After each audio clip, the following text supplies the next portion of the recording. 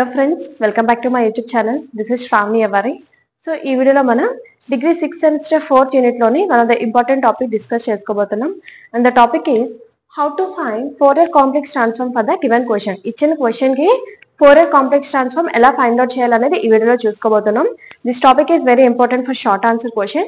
And the question is find the Fourier complex transform of f of x equals to e power of I omega x where a less than x less than b, 0 where x less than a, x greater than b. So first మనం చేయాల్సింది ఏంటి అంటే we have to write the formula. That is we have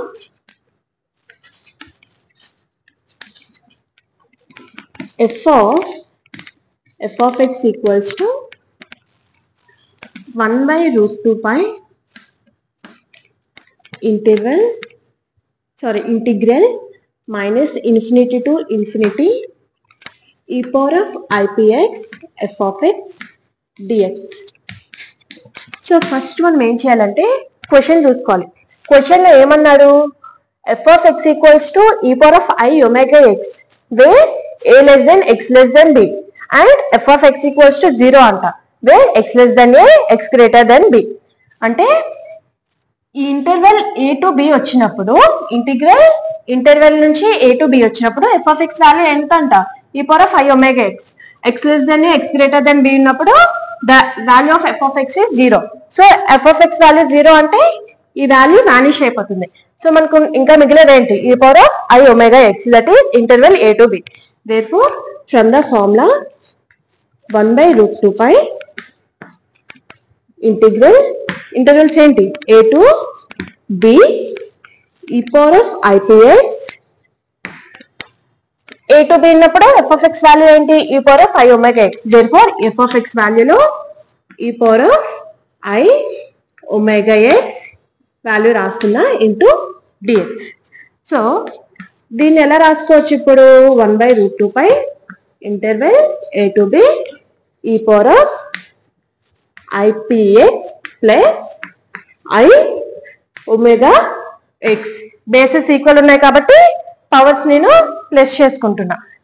that is a power of m into a power of n form లో ఉంది కాబట్టి a power of m plus n into dx.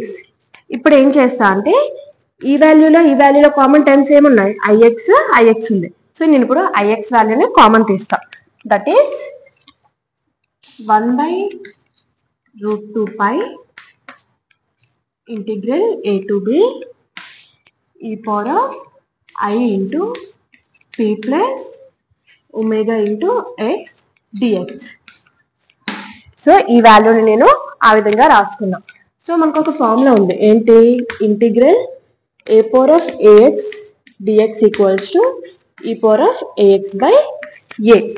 So this is the formula for e power of ax dx. ఇప్పుడు ఇది కూడా ఈ ఫార్ములాలోనే ఉంది. That is this is a value into x e power of ax dx. So ఇప్పుడు దీన్ని ఎలా రాసుకోవచ్చు e power of ax by a గా రాసుకోవచ్చు. That is 1 by root 2 pi e power of I into p plus omega into x by a. అంటే ఏంటి x coefficient, that is I into p plus omega from intervals ఏముంది a to b. therefore I am writing a to b. సో ఇప్పుడు ఏం చేయాలి, upper limit value minus lower limit value substitute చేసుకోవాలి.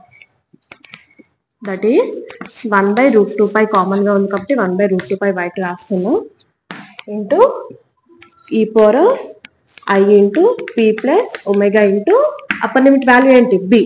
So ఇప్పుడు x వాల్యూలో మనం ఈ b ని సబ్స్టిట్యూట్ చేయాలి. b by I into p plus omega minus lower limit value, that is e power of I into p plus omega into a by I into p plus omega. So ఇప్పుడు ఏం చేస్తా అంటే ఇప్పుడు దీన్ని simple గా ఎలా రాసుకోవచ్చు 1 by root 2 pi e power of I into p plus omega into b minus e power of I into p plus omega into a by I into p plus omega. ఇప్పుడు ఏం చేస్తా అంటే numerator వాల్యూకి denominator వాల్యూకి ఐతో multiply చేస్తా. I by root 2 pi into e power of I into p plus omega into b minus e power of I into p plus omega into a by I into I తో multiply చేస్తున్నా. therefore I into I ఏమవుద్ది I square అవుద్ది. I square into p plus omega. So I by root 2 pi. So ఇప్పుడు I square value ఏంటి -1 అంటే ఇక్కడ -1 into p plus omega వస్తుంది. ఇప్పుడు ఈ మైనస్తో నేను న్యూమరేటర్ వాల్యూని మల్టిప్లై చేస్తా. అప్పుడు ఏమవుతుంది ఈ మైనస్ అనేది ప్లస్ అయిపోతుంది, ఈ ప్లస్ వాల్యూ మైనస్ అయిపోతుంది. దట్ ఈస్ సో ఫస్ట్ ఏమొస్తుంది ఈ power of I into p plus omega into a minus e power of I into p plus omega into b by p plus omega. Therefore this is the answer. So Fourier complex transform model questions ఇచ్చినప్పుడు ఈ విధంగా చేయాలి. ఇంకా next topic తో next class లో కలుసుకుందాం. అప్పటి వరకు లైక్ చేయండి, షేర్ చేయండి, సబ్స్క్రైబ్ చేయండి.